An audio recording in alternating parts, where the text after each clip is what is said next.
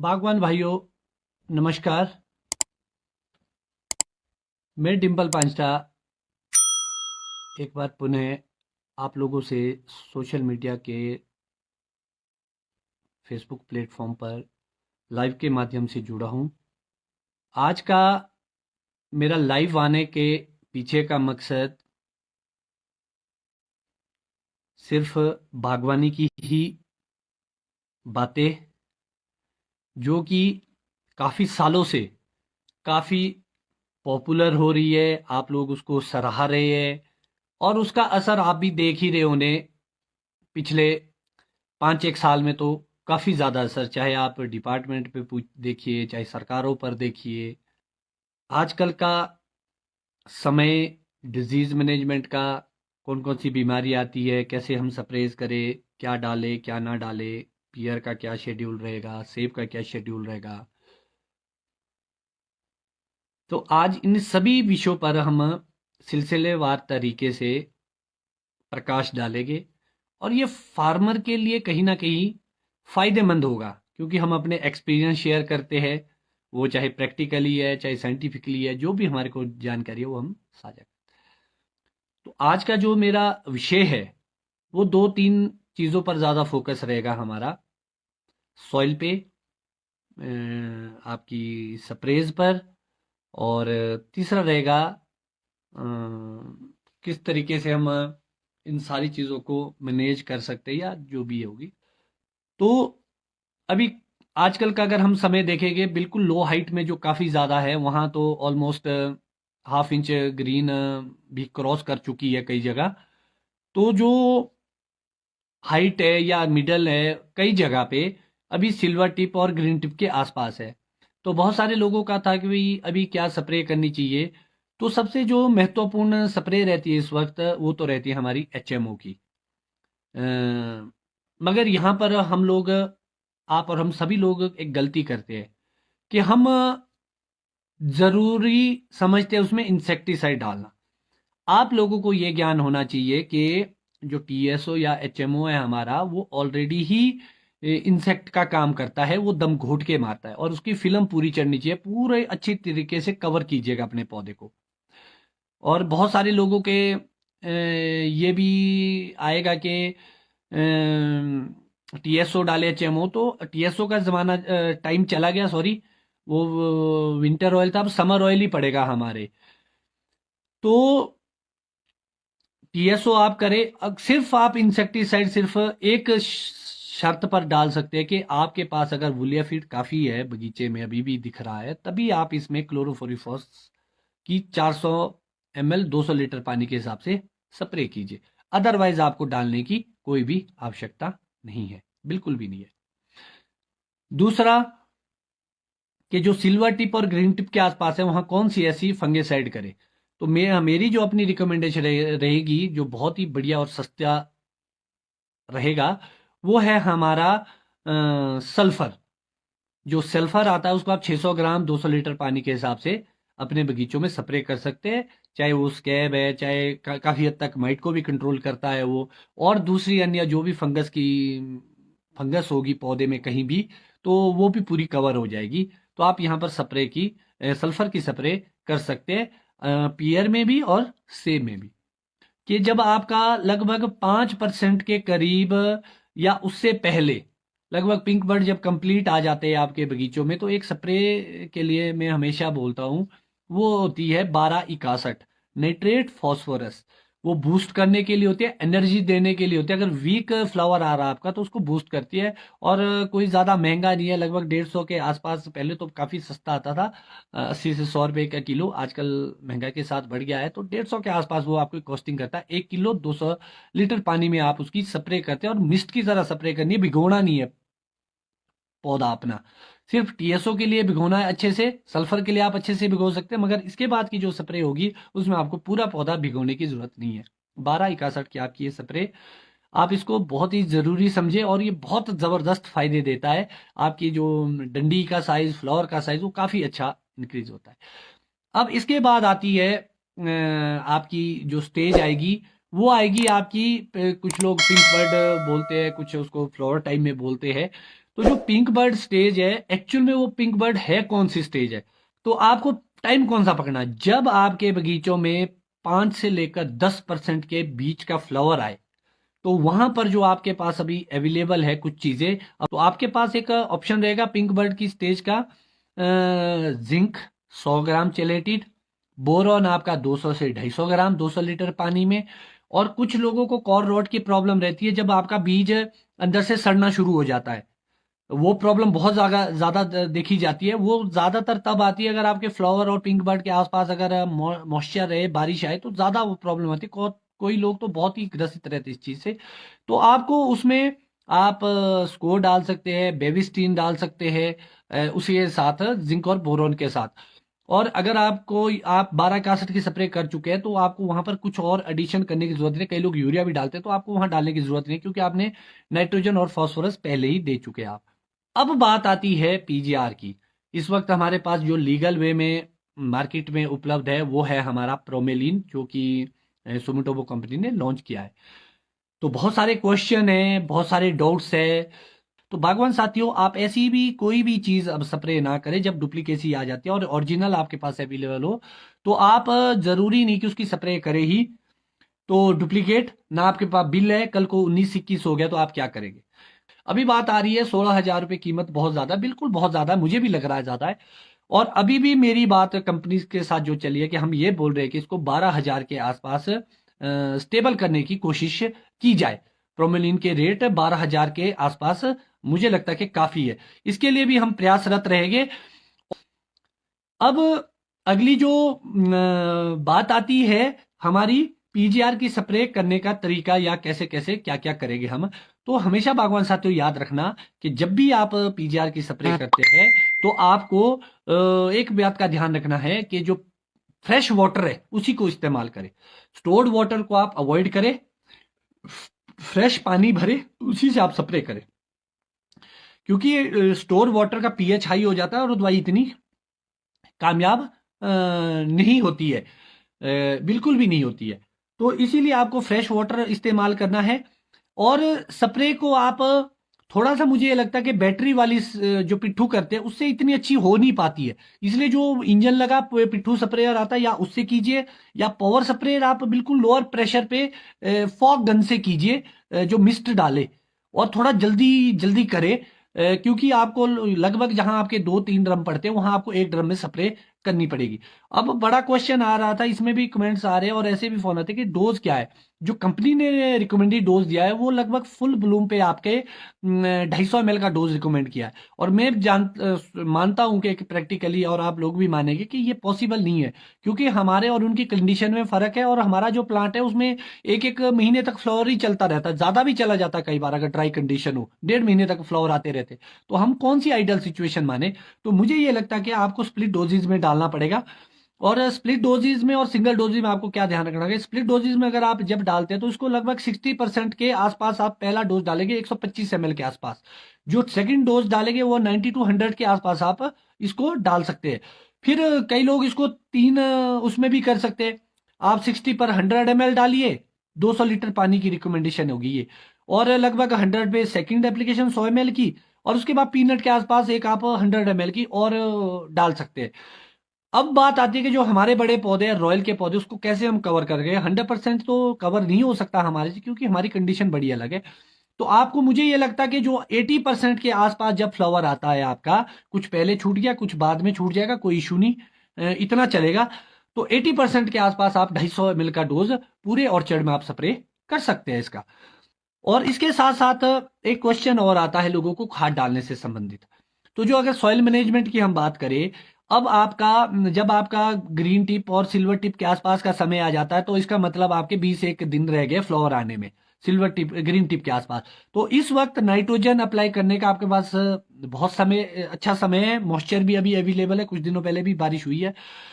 अब बड़ा क्वेश्चन आता है कि इतना महंगा नाइट्रोजन है, हम नाइट्रोजन की वो पूर्ति कैसे करें, क्योंकि सबसे ज्यादा नाइट्रोजन लीच होता है। तो बागवान साथियों, मैंने यहाँ थोड़ा सा फॉर्मूला निकाला है, और पहले भी कुछ लोग इस्तेमाल करते हैं और ये प्रैक्टिकली है। कि अब आपको जब कैल्शियम नाइट्रेट में इतना प्रेशर पड़ रहा है तो कहीं ना कहीं हमारे को यूरिया एक ऑल्टर के रूप में देखना पड़ेगा। तो मैं ये रिकमेंड करूंगा कि जब आप यूरिया डालेंगे तो 60% यूरिया और 40% उसमें कैल्शियम नाइट्रेट आप मिक्स कर सकते हैं। लगभग 1.25 कट्टा यूरिया का जब आप लेंगे तो 1 कट्टा 25 किलो का आप उसमें आईडिया से मिक्स कर दीजिए। और एक बार में नहीं डालना है, आपको उसको स्प्लिट डोजेज में डालना है, 2 टाइम, 2 बार। तो जो आपका यूरिया और कैल्शियम नाइट्रेट का घोल होगा उसको आपको तोड़ना है। अब कोशिश तो आप ये करें कि 3 बार में उसको तोड़ के डालें। तो उसके लिए आपको क्या करना पड़ेगा, लगभग 1.25 किलो आप अभी डालिए, फिर आधा पौना बाद में डाल दीजिए, लगभग सेटिंग के बाद, और आधा किलो का डोज आप लगभग वॉलनट से पहले पहले डाल सकते हैं। अगर मॉइस्चर है आपके पास तो आप अप्लाई कर सकते हैं। तो 3 डोजेज में डाल सकते हैं। अगर 3 में पॉसिबल नहीं है तो एटलीस्ट 2 बार में आप जरूर डालें। अभी आप आजकल 1 किलो डाल सकते हैं बड़े पौधे में, और उसके बाद आप पेटल फॉल के पास फ्रूट सेटिंग में आप इसको अप्लाई कर सकते हैं। तो आपका ये एक तो शेड्यूल हो गया ये नाइट्रोजन देने का, क्योंकि ये नाइट्रोजन का सही समय है। कुछ लोगों की डिमांड वो आती है कि हमने पोटाश नहीं डाला अभी तक। तो अब अगर आप पोटाश डालेंगे, आप कौन सी डाल रहे हैं, एसओपी, एमओपी? अगर आप एसओपी डाल रहे हैं, सल्फेट ऑफ पोटाश, तो अभी भी उपयुक्त समय है उसका। आप उसको बड़े पौधे में 0.5 kg डाल सकते हैं, और पोटाश को भी आप तोड़ के डाल सकते हैं। अगर आपको लगता है कि अभी 100 ग्राम अभी डालूं, तो आप आगे आके जून के आसपास आप एक डोज और डाल सकते हैं, लगभग 200-250 ग्राम का। तो आप उसको स्प्लिट डोजेज में डालिए। जितना भी आप स्प्लिट डोजेज में डालेंगे उतना ही फायदा होगा, और पौधों के लिए अच्छी खुराक मिलेगी और समय समय पे मिलेगी। और हमेशा तोड़ के डालने के रीजन होते हैं कि आपको स्पून फीडिंग करवानी है, क्योंकि एक साथ में पौधा नहीं ले पाता है उतनी चीजें। तो जब आप तोड़ तोड़ के धीरे धीरे डालेंगे तो आप वो उपलब्ध ज्यादा होगा। फिर एक क्वेश्चन और आता है कि छोटे पौधों में क्या करें। आपको टोटल आपको जो ये बड़े पौधों का शेड्यूल है वो खादे उसमें भी डालनी है।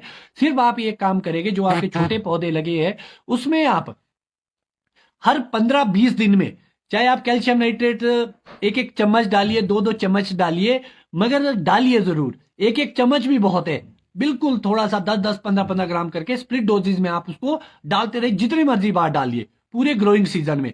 तो चाहे आप पाउटी लगाए रहे, रूस्टॉक लगाया है, या आपने 1 साल का 2 साल का पौधा लगाया, उसमें आप जितना ज्यादा नाइट्रोजन देंगे स्प्लिट डोजेज में, उतनी अच्छी वेजिटेशन आएगी, ग्रोथ आएगी, और आपका पौधा स्वस्थ होगा।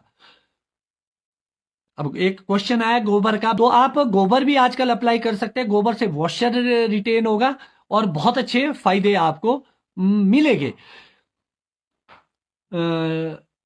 मगर एक चीज और मैं बताऊंगा बागवान साथियों, कुछ ऐसी चीजें हैं जो हम एक्स्ट्रा करने की कोशिश करते हैं, उसके साइड इफेक्ट आते हैं।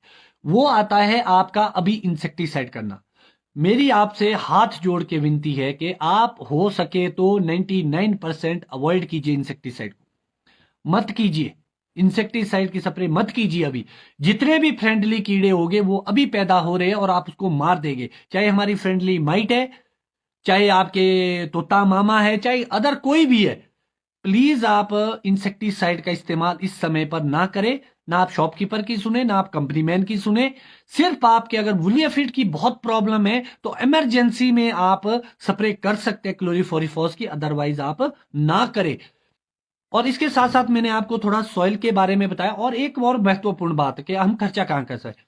जब आपके ग्रीन टिप आने लग जाए बगीचों में, उसमें आप आपका जो कैलेंडर है उसमें मार्किंग कीजिए कि कहां पर आज कौन सा दिन है। तो वहां से आप आइडिया लगाइए कि 65 और 70 दिन तक, 70 दिन जब आएंगे वहां तक आपको किसी भी तरह की फंगेसाइड की स्प्रे की वैसे आवश्यकता नहीं होती है, क्योंकि कोई बीमारी नहीं फैलती। आप यहां भी अपना पैसा बचा। जो मैंने आपको सल्फर की रिकमेंडेशन दी है वो इसलिए होती है कि जो अभी पाउडरी मिल्ड्यू आता है एक डिजीज, उसको वो पूरी तरह से ऑलमोस्ट खत्म करने में कामयाब हो जाता है। 90% से ऊपर आपको सेफ्टी देता है। रस्टिंग की प्रॉब्लम कम आती है। जितने हार्श केमिकल अभी आप छोटे दाने पे डालेंगे या पिंक बर्ड पे डालेंगे, उतने आपको रस्टिंग की प्रॉब्लम और ज्यादा आती रहेगी। और पीजीआर वैसे रस्टिंग के लिए भी है, फ्रॉस्ट के लिए भी है। तो ये सारी चीजों पे काम करेगा एडवर्स कंडीशन में। तो ये तो आपका शेड्यूल था कि आप फंगेसाइड क्या करते हैं, कैसे करते हैं, और कितने टाइम के बाद आपको इसको करना चाहिए। तो ये तो कुछ एक ऐसे क्वेश्चन थे जो अभी सेब से संबंधित थे। अब बात आती है आपकी पियर को लेके, क्योंकि एक पियर भी एक बहुत अच्छी मार्केट ले रहा है, और मगर पियर मैक्सिमम खराब हो जाती है। सबसे पहला कार्य तो इसमें सर्दी में हो जाता था कि अच्छी प्रूनिंग लाइट के ध्यान रखें, क्योंकि इसकी टहनियां आपस में जब विंड के साथ चलती है तो उसमें रस्टिंग पियर की बात आती है। दूसरी बात आती है कि जो आप अभी एचएमओ डालेंगे, चाहे आप सिल्वर टिप के आसपास या हाफ इंच ग्रीन के आसपास पियर में आप एचएमओ 4 लीटर 200 लीटर पानी में आप स्प्रे कर सकते हैं, उसके साथ भी कुछ मिक्स करने की जरूरत। अब दूसरी बड़ी बात जो ध्यान रखनी है पियर में, बहुत ही अति आवश्यक है, वो है आपका जब आपका पेटल फॉल हो जाता, अर्ली पेटल फॉल पियर में, खास तौर पर सेब में नहीं, पियर की बात कर रहा हूं मैं, वहां पर एक छोटा सा कीड़ा आता है, वो आपको दिखेगा नहीं, नाइट में आता है, वो उसको खुरच देता है वहां से, वो दिखेगा नहीं आपको। बाद में क्या दिखेगा आपको कि वो रस्टिंग आ गई, कहां से आ गई, मैंने तो शेड्यूल फॉलो किया था। तो भगवान साथियों, वो कीड़ा वहां पर आता है जो उसको डैमेज करता है। तो इसीलिए वहां पर एक इंसेक्टिसाइड की, और इंसेक्टिसाइड भी कौन सा, सॉफ्ट वाला, उसका इस्तेमाल आप सेम में भी कर सकते हैं क्योंकि वो सॉफ्ट है। मेलाथियोन जो रिकमेंडेशन आती है, आप वहां पे उसको कर सकते हैं, क्योंकि कई बार सुंडी की प्रॉब्लम आती है सेम में, अगर उसका प्रकोप ज्यादा ही हो जाए तो आप मेलाथियोन की वहां भी स्प्रे करेंगे, और उस कीड़े को मारने के लिए आप पियर में भी करें। पियर में आपको यह ध्यान रखना है कि 15-20 दिन के बाद फिर से आपको हो सके तो आप एचएमओ भी और दोबारा से कर सकते हैं उसमें, प्लस उसमें आप मेलाथियोन भी मिक्स कर सकते हैं, क्योंकि वो जो स्टार्टिंग का फेस है पियर का वो बड़ा ही सेंसिटिव रहता है। उसके बाद फिर पियर में आपको ज्यादा कुछ डालने की जरूरत नहीं है। तो इसके साथ साथ आपको जो पियर का जो नेक्स्ट स्प्रे की निशानी रहेगी इंसेक्टिसाइड की, वो रहेगी जब आपका मानसून आता है तो एक सुंडी आती है जो उसको डैमेज करती है, उसमें टनल सी बनाती है, वहां भी आपको एक इंसेक्टिसाइड की स्प्रे की आवश्यकता पड़ेगी। उसके लिए हम बाद में बात करेंगे। बर्ड ब्रेक में क्या डोडिन, विनोद हिमटा जी का क्वेश्चन है, बिल्कुल डोडिन आप कर सकते हैं, मगर डोडिन का बेस भी सल्फर है। तो जो मैंने बोला कि सल्फर सस्ता है इसलिए आप उस पे जाए तो ज्यादा बेहतर होगा और बहुत बढ़िया रिजल्ट। डोडिन आप आगे कर सकते हैं, फिर अभी आप डोडिन करके फिर आप रिपीट नहीं कर पाएंगे, डोडिन आप बाद में डालिए, अभी आप सल्फर डाल दीजिए, मुझे ये लग रहा है सस्ता भी और अच्छा भी है। कैल्शियम नाइट्रेट कितना पड़ेगा बिक्टू जी? तो कैल्शियम नाइट्रेट अगर आप डालना चाहते हैं लगभग 750 ग्राम नाइट्रोजन की आवश्यकता होती है हमारे पौधे को, और उसके लिए आपको लगभग 5 किलो कैल्शियम नाइट्रेट पूरी साल में डालना पड़ेगा, जो हमारे लिए अफोर्डेबल नहीं है। इसलिए मैंने बोला कि यूरिया और कैल्शियम नाइट्रेट आप मिक्स करके डालें। एक बड़ा क्वेश्चन आता है कि पीजीआर को लेके के फ्रूट सेटिंग, तो बागवान साथियों मैं आपको बताना चाहता हूं, ये फ्रूट सेटिंग नहीं करता है, ये फ्रूट सेटिंग नहीं करता है। ये एडवर्स कंडीशन को फेवरेबल बनाता है, एनर्जी देता है, जिससे आपके सेटिंग के चांस बहुत ज्यादा हो जाते हैं, फ्रॉस्ट को कंट्रोल करता है, एनर्जी देता है, वीकनेस खत्म करता है। इसीलिए पीजीआर का अपना रोल है, और जो लगना है वो लगना है आपका पॉलिनेशन ही, पॉलिनाइजिंग वैरायटी को आप अच्छे लगाए। और जब आपका फ्लावर टाइम है तो आप मधुमक्खियों को वहां पर जरूर रखे बक्से अपने बगीचों में, ये सब का दायित्व है, एक एक दो दो ही रखे मगर रखे। थ्रिप्स की बात हो रही थी, अब और भी एक क्वेश्चन आ गया अनु शर्मा लेक जी का। तो जो थ्रिप्स है, जब से मैं बागवानी कर रहा हूं लगभग 22-25 साल से, तो मैंने तो अपने जीवन में कभी भी थ्रिप्स की प्रॉब्लम नहीं देखी, ना मैंने इसके लिए कोई स्प्रे की। इसका बड़ा रोल नहीं होता है, होता होना मगर मुझे तो नहीं लग रहा है। वो भी आप चेकिंग कीजिए, अगर 15-20 के ऊपर है आपके थ्रिप्स, तो एक पानी का गिलास लीजिए, उसमें आप फूल जब फ्लावर आएगा तो उसको ऐसे करके झाड़िए, अगर उसके अंदर छोटे छोटे से कीड़े होते हैं, अगर वो आपको दिखे कि कितनी पॉपुलेशन है तभी करें। मगर एक बड़ी दिक्कत है, जो आप थ्रिप्स के लिए स्प्रे करते हैं वो सिस्टेमिक होती है, लाइक अलेंटो, तो उससे क्या हो जाता है कि वो मधुमक्खियों को भी मारता है, क्योंकि उसका असर रहता है वो उसके सिस्टम में जाता है। तो इसीलिए आप अवॉइड करें इंसेक्टिसाइड, मैं आपको अभी भी बोल रहा हूं कि मत कीजिए। बिल्कुल हरीश वर्मा जी, मल्चिंग कीजिए, क्योंकि आने वाले टाइम में दिक्कत आने वाली है पानी की। अगर आपको लगता है कि अभी बारिश होगी तो आप अपने जो वो खेत है उसमें आप या तो आपके पास डिगर है छेद बनाने वाला, छोटा डिगर करके उसमें होल बनाइए वेस्ट जमीन पर बाहर कहीं भी, तो उससे पानी स्टे होगा। या आप नाली काटिए, या आप इस टाइप में कस्सी से कोई एक ऐसे छोटे छोटे गड्ढे पॉट से बना दीजिए बगीचों में, वेस्ट जगह पे, पौधे से बाहर वेस्ट जो जगह है वहां जब आपका स्टोर पानी खड़ा रहेगा तो वो मॉइस्चर क्रिएट करेगा। क्योंकि आने वाला टाइम मुझे लग रहा है कि इतना अच्छा नहीं है, कहीं लास्ट ईयर की तरह फिर से ड्रॉट ना पड़े, आपको रेन हार्वेस्टिंग का तरीका भी देखना पड़ेगा। मुझे लग रहा है कि ऑलमोस्ट हम सारे क्वेश्चन को ले चुके हैं, अभी की जो मैनेजमेंट थी उसके बारे में हम बात कर चुके हैं। तो उम्मीद करता हूं कि आपको ये लाइव सेशन अच्छा लगा होगा। और आप इसको लाइक तो कर ही रहे हैं, कमेंट कर रहे हैं, तो शेयर भी जरूर कीजिए, क्योंकि वो जो लोग जो जरूरतमंद है। तो बागवान साथियों, आज के लिए इतना ही। धन्यवाद, आप लोग जुड़े। फिर से हम नई जानकारियों को लेके, अपने एक्सपीरियंस को लेके हम आपके बीच उपस्थित रहेंगे और आपसे अपनी जानकारियां साझा करेंगे। आपका प्यार और विश्वास आप बनाए रखें। हम कोशिश करेंगे कि उस पर हम पूरी तरह खरा उतरे और फार्मर वेलफेयर में जो भी कार्य है उसको हम करते रहेंगे। धन्यवाद। जय हिंद, जय हिमाचल, जय बाग।